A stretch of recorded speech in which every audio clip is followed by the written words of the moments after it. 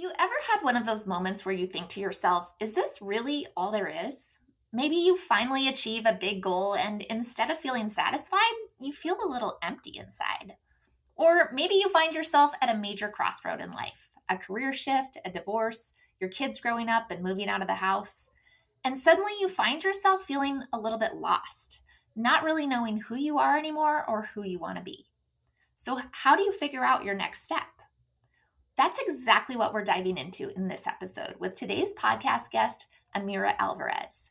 She's the host of the Unstoppable Woman podcast and a coach and mentor to ambitious women who's learned the hard way what it takes to create an exquisite life that you love. And I think that what she has to share today is so relevant to every woman in this midlife phase of life, especially if you find yourself in the midst of a transition, which is why I can't wait for you to dig into this fascinating interview. Welcome to the Feel Better, Live Free podcast brought to you by Thinlicious. I'm your host, Ruth Sukup, and here we'll talk about everything from the science of weight loss to practical tips for making your health a priority in the midst of a busy life. It's a little bit nerdy, a little bit funny, and a little bit revolutionary. So buckle up, friend, because it's about to get real.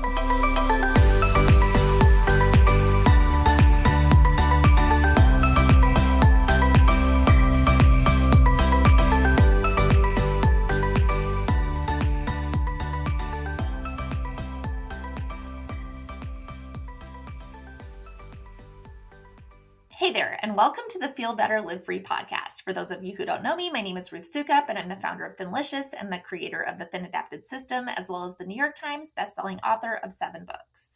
And today we're going to be chatting with Amira Alverez, the founder and CEO of the Unstoppable Woman and the host of the Unstoppable Woman podcast, about what it means to actually tap into the power of your intuition and figure out what you really want from your life. It's an important topic and definitely a little different from the topics we normally cover on this podcast, but still so important when it comes to creating a life you love. So without further ado, I am so excited to be able to introduce you to today's interview guest, Amira Alverez. Amira, thank you so much for being here today. I'm so excited to talk to you. I am so excited to be here too. So I'm excited for the questions, but also for the conversation and the connection. Yay, I love it. So this is going to be a fun topic, but why don't we just start with like a little bit of background? Tell us a little bit about yourself, who you are, what you do, and how you got to be doing what you are now. Absolutely. So, there's always the question of where do you want to start? But I think the short story of my business and how I scaled it and grew it and then changed it is a good place to start. So I, like many women, decided I'm going to start my own business. It's going to be great. It's going to be amazing. And, I did the thing. I started, which is oftentimes the hardest decision we can make. And I like to share my numbers around this because I think it pulls back the curtain on what it takes, and a little bit of transparency on that is really important, because we oftentimes don't talk about financial things where we throw that under the rug or imagine what it's like for other people. So my first year in business, I made $30K.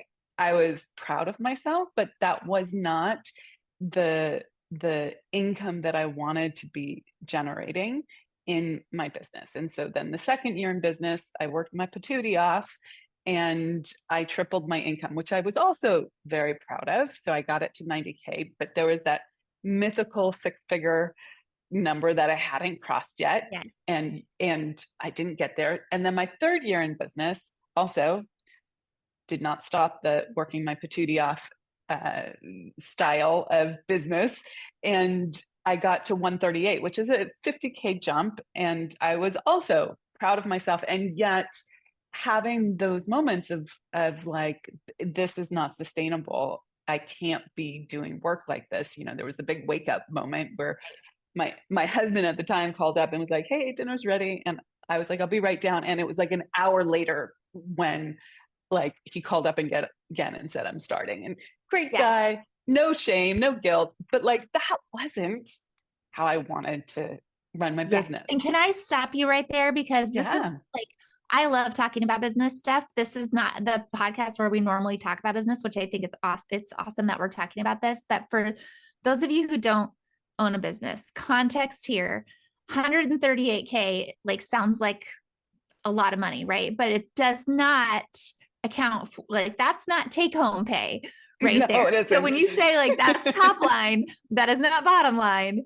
And that is a lot of work. Like yeah, even as you're saying this, as a business owner, I'm just like, oh, I know how the like blood, sweat, and tears that goes into that money. And then you say the number and people are like, well, you're doing great. And you're like, but this is not even paying my bills right now.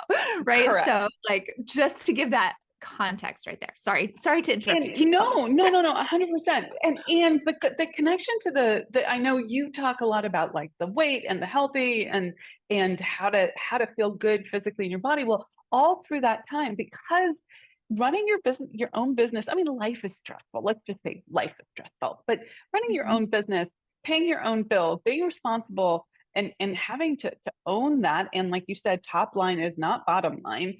That was really stressful. And the weight incrementally increased a little bit at a time because eating through all meals. Like I was working, sorry, I said the wrong thing there. I was working through all meals. I wasn't stopping. I had all this stress that was causing obviously hormonal shifts in my body.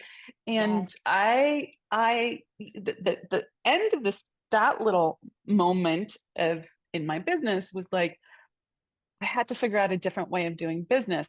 And this was round one. There's round two of this, but round one was I had to figure out a different way of doing business. I studied successful people and I got mentorship and I really went for it. I had a new goal. I was going to make $1 million. Again, sounds like a lot of money. And it is, okay. But the bottom line was not nearly as grandiose as the top line. And that fourth year in business, I said, I want to make $1 million. How do I do that? I hired a mentor, I studied, and I worked. I had that one main toolkit, which was willpower, and I was just going to go for it. And I 5 times my income in that year. So something did work, right? I went from 138 to 700K. I didn't reach the million in that year subsequently. You know, the business has crossed 7 figures, multiple 7 figures, all of that, which sounds great. And there was so much of like, I did the thing, it felt great. It was just so exciting. But then, years into it, 10 years into it, I was like, this is no longer how I want to run my business. This is no longer how I want to do business. And I had to do a rethink of I'm now 53. So I know you talk about hormones a lot. My hormones have shifted dramatically at 53 compared to where I was at 40, 44, 48 even. And I have to look and say, I no longer want to do the go hard, like willpower it through kind of business. I want to build my business from a place of wholeness and what does that look like? And I had to really reconceive of what I wanted and who I wanted to be. And yet I didn't want to let go of my ambition. I don't believe you have to. I think it finds a different form. So that's my story is, revolution number one was, okay, I just have to get out of my own way and do this thing. And then that was very exciting. And then revolution number two was like, oh, well, how do I do this differently? And in between the two, there was a weight loss journey that I'm happy to share about if you want to talk about that too. Yeah. Well, I'm more interested in because talking about this shift, right? Like we talk all the time about weight loss on this podcast. So nobody's going to miss a week that we talk about some bigger issues. Cause there's so much that you're even saying just in talking about this that I relate to so much as a business owner of just that sheer grit, right? And I think as women, we do this in all areas of our life. I'm just going to power through. I'm just going to power through, whether it's with parenting or with having a business or with having a job that you're just going to do and you're going to work your butt off and try to please your boss or whatever it is, right? There's all these different situations and we just continually wear ourselves thin or think we're going for a goal. And then all of a sudden, we get there and we're like, what is this? And I went through the same Same thing, right? In my business, which is eventually what led to my health journey, which is now why I'm doing what I am doing now and why I'm so passionate about it. But I think that that's kind of the thing. Like for women, we like try to power ourselves through so much without realizing what the consequences of that are on the rest of our life. And that it sounds like that's like kind of the journey that you've been on a little bit as well. 100%. So I think one of the things that we've learned, conditioned in our society, two things. One, in school, there are containers that other people set. This is how you succeed. This is the framework. You have to study for this test. You have to write the essay like this. You have to show up like this. This is how you get the good marks and the atta girls, right? And the good grades. And that's how you get success. So there's that's someone else's structure, and we have to fit into it.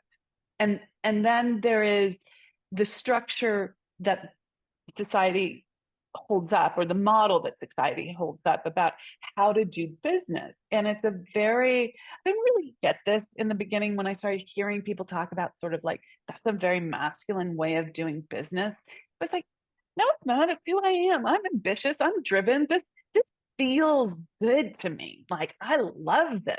And sure enough, it was invigorating until it wasn't, right? We talked a little bit about sort of age and hormones, and I think there's a lot of truth to the fact that, women don't have as much testosterone as men, and yet we do our businesses and, like you've said, our lives in the same way that men have taught us, the culture has taught us to do business in life, which is in a very sort of structured, single focused way, like just grit it out, grind it out.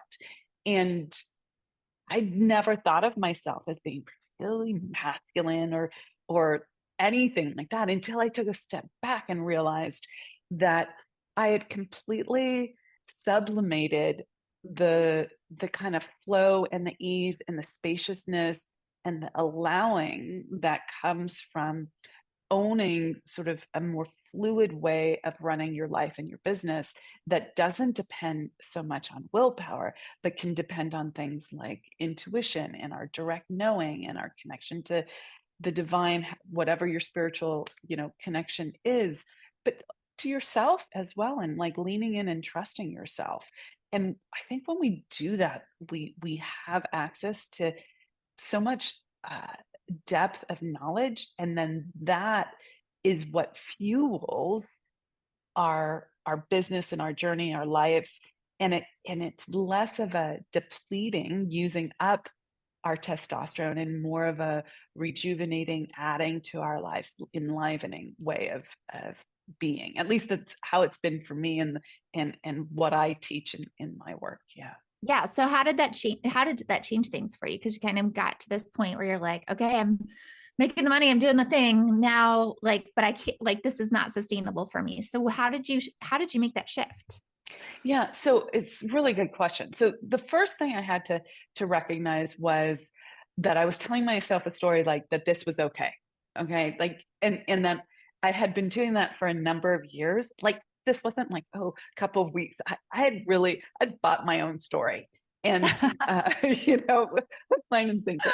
And I think that's the case for a lot of really driven, ambitious women. Like and it's not that it's all wrong or anything. Like, I loved my ambition. I loved my drive. It was enlivening until it wasn't. And I had this other little voice in my head that was like screaming for spaciousness, screaming for ease, screaming for less, you know, for me, it was less back-to-back meetings on my calendar. For someone else, it might be less back-to-back, taking care of the family on their calendar, right? Like, we all have our different responsibilities, and so I had to first listen to that knowing and that voice. But I had the thing that a lot of really successful women have, which is, this is what has gotten me to this level of success.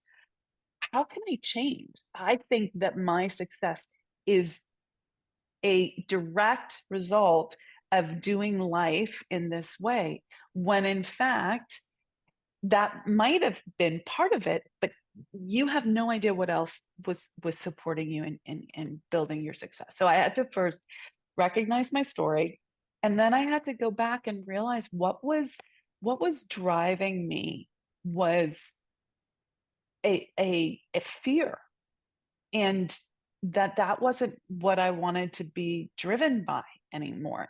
And I talk a lot now about building a business from a place of wholeness rather than from the things that we're running from. And I had a core wound of being unlovable, and I talk a lot about this. If you go to my homepage, you'll see stuff on core wounds, like if you're interested in that.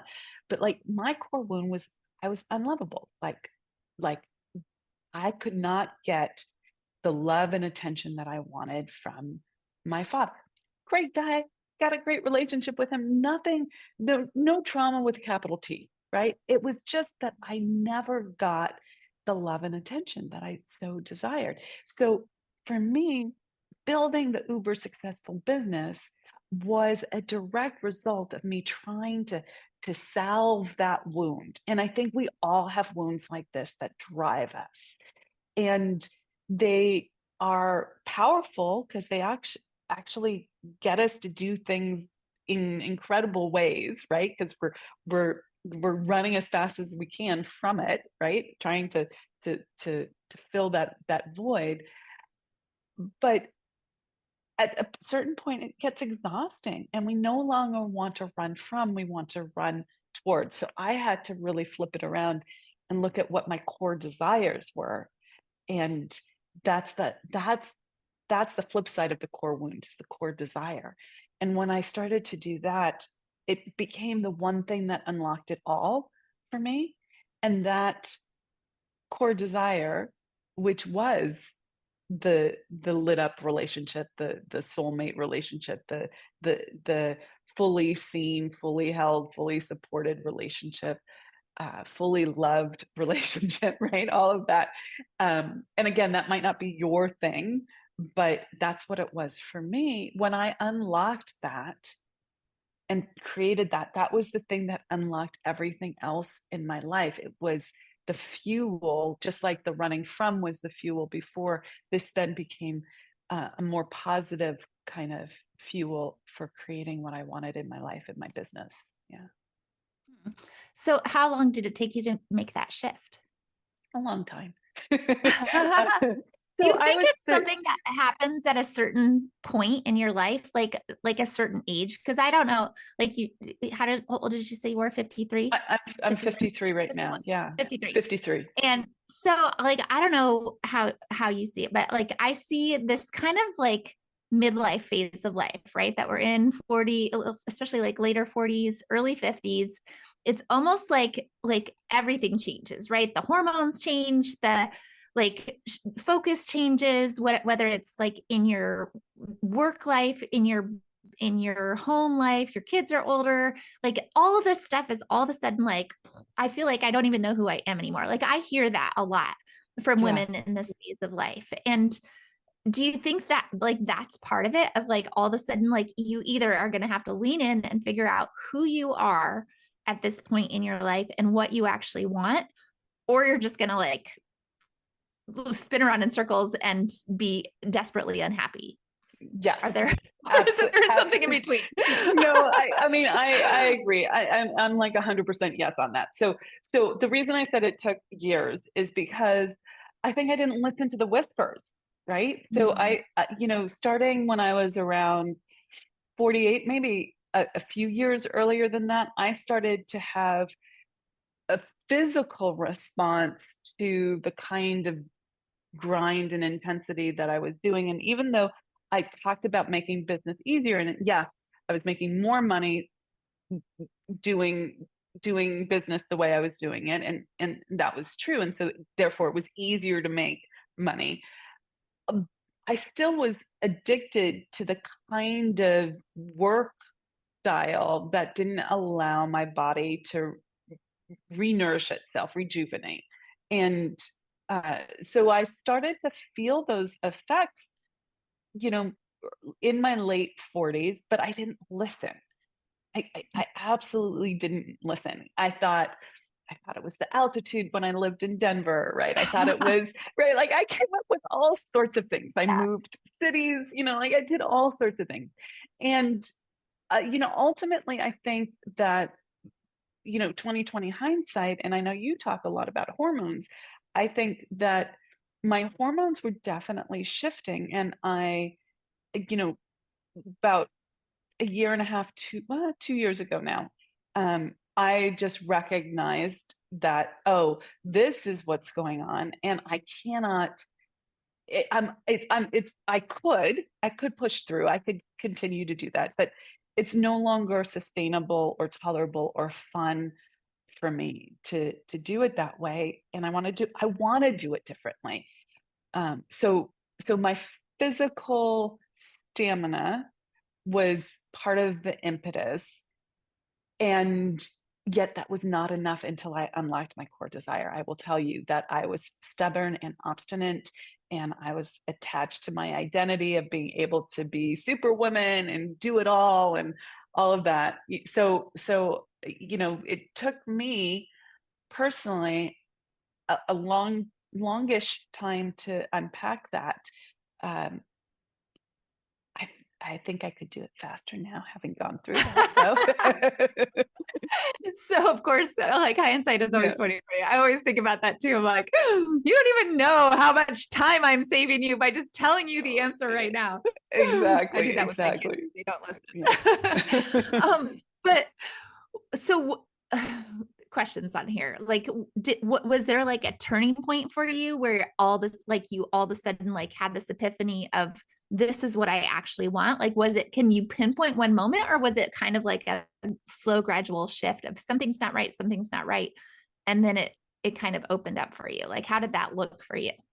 So I think it's a yes and a yes. So I think, there's that small quiet voice that you don't listen to, or now I do, Mhm. but like for many years I wasn't listening to. Like, this isn't correct. Something's off. No, next initiative, gotta go hard. Let's get that done. Right. And sort of addicted to this old paradigm of how to run my business.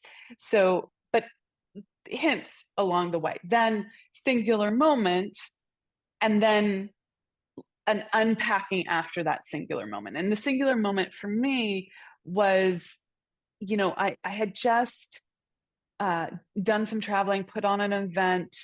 I had been with a bunch of entrepreneurial people, and it was super fun. And they were like driven and like high energy, a lot of testosterone in the room, a lot of vitality. Okay. Yeah. And I was like, oh, I love this. And yet I was also talking to one of my best friends, and she was like, if you could, the magic wand question that we ask, she asked me that, which is like, if you could wave a magic wand, how would you do your business differently? And I just got super clear in an instant. I was like in Sedona looking at the hill. She had a beautiful house, and I was just surrounded by all this beauty. I was like, and space. And I was like, I would have so much more space. I would have 10 clients paying me X amount of money, and I wouldn't be building this business that I was building and loved. I had a mastermind that had, 40 people going to 50, 60, 70, 80, and the women who were part of that mastermind were getting a ton out of it. But I recognized that it was depleting me, and I Mm. wanted a different kind of business. So there was that boom, drop in clarity. I often talk about that as divine knowing, right? Like if you're open to hearing things, you'll get the download. And then it took me a year of thinking through how to undo that. Now, big piece of that story was I went on a meditation journey, and I went very deep into meditation. And having been someone who had tried meditation many, many times before and was like, that's not for me. My brain is overactive. It's obviously I'm going to fail in this regard, and I should just not try. Right. Like that was me. Yeah. And even though everyone was saying meditation is so good for you, like Raising hand right now. totally. So that was totally me. And yet I had this experience where several years before I had heard Joe Dispenza on a podcast, and I thought he sounded cool. I picked up his book. I hated his book. I was like, oh, he's talking, I had all sorts of judgment, but it stayed on my like vision board, my mental vision board of like, I really would like to go to one of his retreats. I had stories that like only unhealthy people go to his retreats. Like I had all sorts of judgment. I'm totally outing myself here. And um, but I got my business to a place where I could actually take a week off and go to one of his retreats. And that was my test for my business, was like, okay, I'm going to take a week off, fully unplugged. Like I'm at a freaking meditation retreat. I am not doing any work here, like no little check-ins or anything. And so I signed up for that, having never done any of his meditations. Crazy ass decision. And in the sort of month or two leading up to it, I decided I needed to learn a little bit about this, and I started to meditate. And I It's a very had type A approach. totally like throw yourself like that's the build the plane while you fly it kind of thing. Like exactly. Like I'm signing up. Oh, now I'm going to learn this and I'm going to master it before I go. Totally. And it was like build the business out of fear, right? Like I talk about building your business from a place of wholeness. This was like, I'm going to do meditation out of fear. Like I don't want to be shamed when I go to the retreat that I've never meditated before. So now I'm going to use that as leverage. But it got me here. So it all works. And I will tell you, as one sort of overactive mind to another, his meditations are great because one, he builds an intellectual model. So you understand why you're doing it. And that really makes it much easier. And then he uses a combination of, I think there's a little bit of hypnosis in there. There's like music that gets you into, a theta state, and it quiets. There's a lot of tools and resources within the meditation that help you be able to drop in. And I will tell you now, a couple years into that journey, I can drop in a second, even without his stuff. Like if we weren't on a podcast, I could just like dive into the divine, and that has been tremendous. And so that, to close the loop on this story, and you can ask me whatever you want and go for it. I don't want to go too long into that if you don't want to, but like through that, I got super clear about what I desired, right? I my own practice in sort of the laws of the universe and manifestation, things like that, I understood the power of desire. And like when you get super clear about what you desire, you give yourself a directive. And so I was doing that in concurrently with the meditation. So I was moving away from the core wound. I want to heal this. And the thing I want is the relationship, but more than the relationship, I want to open my heart and be able to really be love. I know that's maybe a little airy fairy, but like I wanted to be the transmission of love. Okay. And I did that through some deep work, and I manifested the man of my dreams and have created that relationship.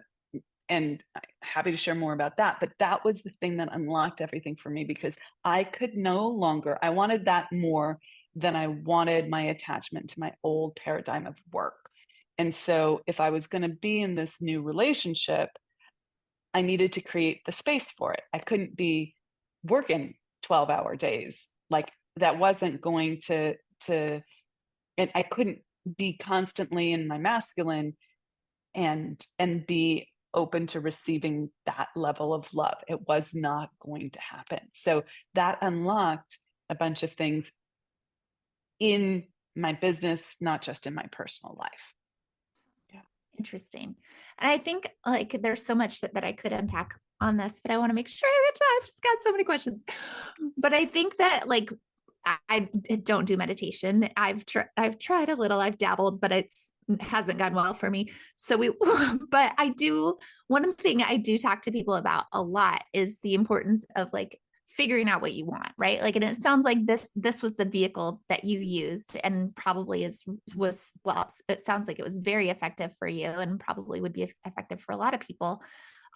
Is the meditation of just really thinking about it. Like I choose journaling, right, as a different vehicle for that, of just like asking yourself the question, what do I want? What do I want? What do I want? And journaling on it every single day for until as long as it takes to actually like figure that out. Because sometimes you get to this point. So bringing it back to like this point in life where everything feels fuzzy, right? Everything's changing. We're changing. Our state of the circumstances around us are changing, the hormones are changing.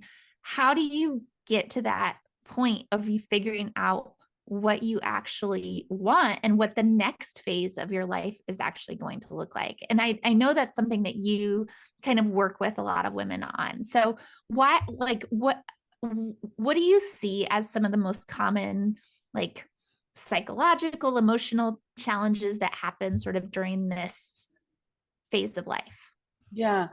So I use a very similar technique about like getting clear about what you want. And you can do it through journaling. That's sort of self-directed, but it's also very helpful to work with someone who is inquiring what is beneath that desire. Okay. And getting at Mhm. what the core desire really is. So that's one of the things that I do with my clients is getting at the truth of their core desire.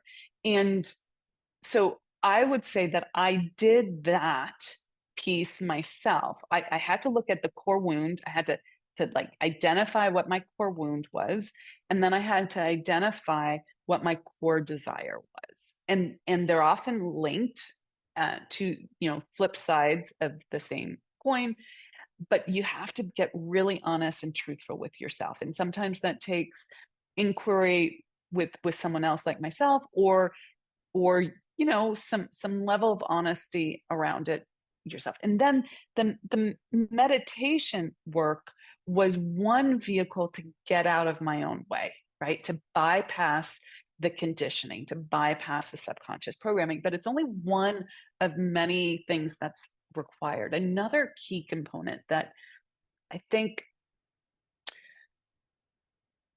is equally as important is we are living a human existence, this 3D on this plane, physical, like I'm in this body plane. And we can say, I want whatever, I desire whatever.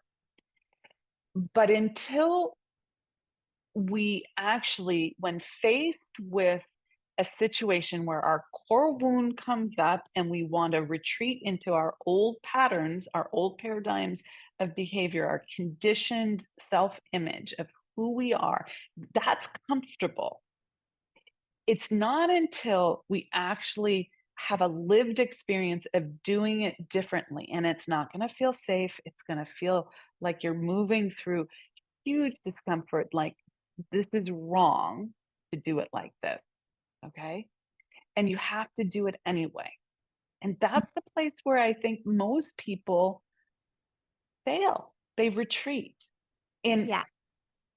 and I mean, I've had my own experiences of retreating, but I've also had more experiences of leaning into it. And that's what I really help people do, have an embodied experience of leaning into a new way of being in this world that claims, in that act of doing it differently, you claim your core desire. But So it can you give doesn't an feel right. example of like I feel like it's very theoretical and I totally understand what you're saying, but to make it a little more concrete, do you have any examples of clients that you've worked with or even in your own life of like how you've gone from like this old paradigm to actually leaning into the new paradigm even when it doesn't feel safe? Sure, 100%. So can I give two examples? Yes. One I'll do for me and one I'll do as a client. Okay. So to continue the theme of feeling unlovable, right? That was my core wound. I Mm-hmm. was in uh, a relationship where I was getting fed just enough to feel like we had something special, but not enough to fully have that feeling of being fully loved, fully seen, fully adored, fully taken care of, supported, all of those things. And my old programming was saying things like, this is fine. You have to understand his workload. You have to understand how he's doing the best he can given the situation, how he's doing that, right? Like all of this. And, that was a loyalty pack also with my mom around. I remember her very early on saying, this is how men are. And I decided I was going to agree with her. And I had to say no to that, even though it felt like love. It felt like the correct way of being supportive and loyal in a relationship. And it wasn't until I said no and said, I'm not available for this. And it felt 100% wrong in my heart to say that. But I had to use my intellect to move towards the desire. Wasn't until I did that I then became available for what I truly wanted. Okay, so that's an example of like that's hard too. Oh, Like excruciating. painfully hard, Yeah. hugely hard, right? Because you think this is the one and it's not. Okay, so that's a personal life related to me, but also personal life as opposed to professional life. One from a client. I had a client once who had a core wound of not belonging, right? Not feeling like she ever fit in or belonged. And what that would drive in her is a way of supplementing her own needs and desires and jumping through hoops for other people in her business life instead of sort of claiming what she wanted and going directing her business from that perspective. And she had a huge situation come up where she was buying a law firm from her then partner, and they had an agreement that had her paying over,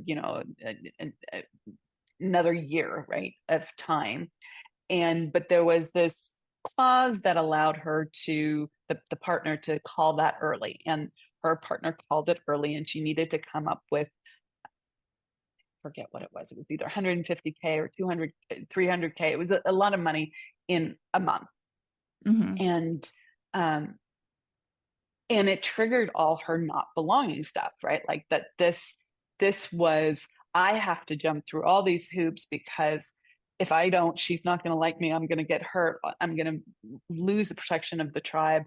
And so I really had to talk through this with her and help her understand that this was the best thing that could ever happen to her, and that she had to, say good riddance to this person, pay the money. I also teach business from a very strategic perspective, and I taught her how to do sales and make sales, and there were some very practical things that happened there, and she made the money that she needed to make to go pay her off and not make her wrong or herself wrong, so that she could just be free of it instead of feeling like stuck in this old wound of not belonging. Not belonging. Yeah. I think I feel like that's very relatable in so many different situations, right? Like of all the things that we do to be like please other people and deny ourselves. And I see that honestly with health and weight loss so much for so many women, right? Like they're, oh, but I have my family and I don't want to cook differently because they might not like this food. And like you like deny. And I don't have time to cook two separate meals. So I'll just cook what they like and I won't worry about my own health and my own stuff and my own, like there's so many different situations where that comes up, like over and over and over again. And I think like that really tapping into the thing that you want and running towards that desire. So what do you do then if you don't know? And because I hear that all the time too, right? I just want to want something. So what is like, how do you know? Yeah, I think that when we don't know what we want, it's that it's not safe to want to have our own desires. Okay. Oh, so you think that's a cop out or subconscious? It's subconscious cop out, but not a conscious combat. I think people really don't know. And I think, but it's the conditioning of, it's not safe. There was a time when you, like the way I frame it up is like, when we were little toddler, we wanted things and we were not like at all ashamed of asking for what we wanted, right? You know, and we cried out, we pointed, we grabbed what we wanted. And our parents at the time were our mother God and our father God. They were where our love, our safety, our belonging, all our survival came from. And so when we said, the example I use for myself is like, I would be sitting there playing on the floor, drawing or doing something, lost in my own like creative imagination, right? And my mother would say things like, come on, let's go. We have to leave now. And I'd be lost and I would just be doing what I wanted, right? And she would then up the ante and she'd be like, come on, let's go. Hurry up. Well, you're not listening. Come on, let's go, right? Hurry up. And suddenly I had this woman who was upset and frustrated with me, and it felt like the love had been cut off. Now, for a little one, when it feels like the love is cut off, we know that our security is in doubt. Our survival is threatened. Okay. And our subconscious can't make our mother God wrong, because that's where our survival comes from. So we turn it on ourselves, not consciously. This all happens subconsciously, on ourselves, and we make ourselves wrong for wanting to continue to play, for wanting the candy, for wanting whatever we wanted. Okay. And we then don't know how it becomes very unsafe to claim our desires, because we think we're going to lose love. And in losing love, we're going to lose safety, belonging, all of that. So that's sort of a frame up from my perspective on why it's hard for people. Now, what do you do about it, right? So, that's the big question. Yeah. So I think having an intellectual understanding of what's happening does help. It helps you go, oh, I'm afraid here of what's going to happen. So I would ask yourself, what are your biggest fears? Like, what are you worried about losing? Okay. And although that's a negative frame, if you will, it's less positive than what do you desire. Sometimes we need to see what we're afraid of losing to understand what fear is driving us. Okay. And let's say you have a fear of being left alone or abandoned, or not having enough money or something like that. Okay. Let's use the not having enough money. Okay. No, this might trigger your audience, but let's just go there. Okay. And if they make different food for their family, particularly for their partners, husbands, wives, whatever their partner is, they might be afraid, if I do it differently, if I'm not doing it the same, I'm not going to fit in, I'm going to offend them, I'm going to make them feel bad, and then they're going to not love me, not take care of me, not pay the bills, not they will abandon me. Is it a direct line? No. Intellectually, we know if I make different food for my spouse, it's going to be fine. Okay. Right. But on a subconscious, unconscious level, you're afraid of losing something. So ask yourself, what are the things that you're afraid of losing, and see how they relate to what you want. And sometimes it's just flipping it around, doing a little flip there. That's so interesting, because I wrote a book on fear, actually, called Do It Scared, and I talk about these different fear archetypes, and so that, like the ones that you're talking about, and there's the fear of, there's the perfectionist procrastinator who's afraid of making a mistake, and the people pleaser who's afraid of being judged and letting people down, and the outcast who's afraid of rejection. And all of those things that you're saying is like very much like coming to mind. But I think the thing that is so important, and this goes exactly to what you're saying too, is that since so much of this fear happens subconsciously, the real key to overcoming whatever fear it is shining a light on it. You have to like actually see it and identify it. It's that name it and claim it thing, because the minute that you see it, you can actually see it happening and recognize that it's happening. Like, oh my gosh, the reason why I am so like belligerent when it comes, like, this is me, I'm an outcast. So the reason I'm so belligerent when it comes to like anything that happens, right? People try to give me advice or do things, whatever. I'm like, nope. But it's because I'm afraid of rejection. So my defense mechanism is rejecting other people before I can be rejected in return, just like a people pleaser. And like you probably would score high on people pleaser, I would guess. Like your fear of not being loved comes, and that manifests itself in wanting to like make sure that you're getting everything that you need and you're letting everything go, right? Like it's so interesting how this it comes up again and again and again. It's just all these things that you're saying. Sorry, I don't even know where I was going with that. It just is like, oh my gosh, it always comes down to that, right? Like all these things that we do to self-sabotage ourselves comes back to like this deep, deep fear inside of ourselves. And if you don't do the work, you're not going to see the results. Absolutely. And life is just so much better. It just feels so much better if you come from a place of desire. If your come from is desire versus fear, you will feel so much better about everything that you do. Now, is that easy work? No, not really.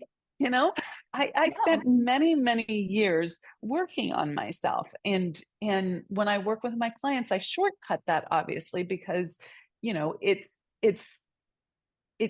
can be shortcut, right? Like that I did a lot of deep work on myself and I wouldn't trade that for the world, but I think you can shortcut it in that there's um there's practices around embodiment, practices around, how you can live from an open heart. Like so many people I know talk about, like, I just want my heart to open because we become, when we live our lives from a place of fear, we become defended and we close our hearts off. And but we have a memory of what it felt like at one point to be open hearted. And to me, an exquisite life, like to really feel like we're living a life worth living. It's when you feel lit up, when you feel alive, and we can't feel that way if we're constantly on defense and defending ourselves and coming from these core wounds instead of from core desires and having it feel safe to come from the core desire, right? That Yeah. that's the big work. Yeah. I love that. So I feel like we could keep talking about this all day, but we have to be mindful.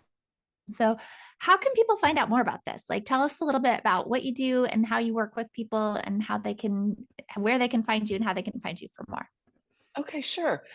So I work with women, and these are the high achiever women, and I really help them make the kind of transition that I've been talking about in my story. Right? It's not about giving up your business. It's not about giving up your ambition. It's not about giving up your career.